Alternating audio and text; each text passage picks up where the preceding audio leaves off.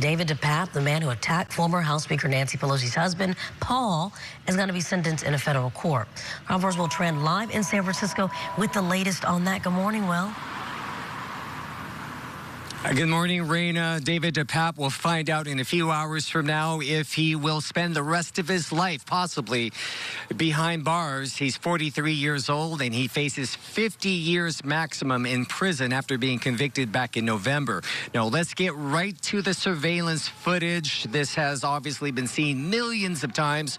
This is what happened back on October 22nd, 2022, when David Depape went to the Pelosi's home in San Francisco looking to talk to then Speaker of the House, Nancy Pelosi. Nancy Pelosi was not home at the time. She was in Washington, D.C., but home at the time was her husband, Paul Pelosi, who woke up and saw Depape inside their home.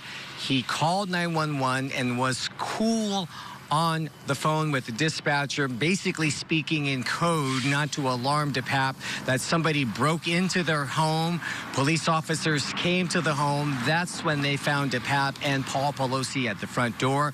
They tried to defuse the situation, but that's when David Depape hit Paul Pelosi in the head with a hammer. He had to be rushed into emergency surgery, and at last check, he is still recovering from his injuries. Depape was found guilty back in November of assaulting an immediate family member of a federal official, which of course is Nancy Pelosi, and then kidnapping. He faces, again, 50 years in prison. He would be 93 years old if he serves all 50 years, but his trouble is far from over because he's also being tried in state court for attacking Paul Pelosi.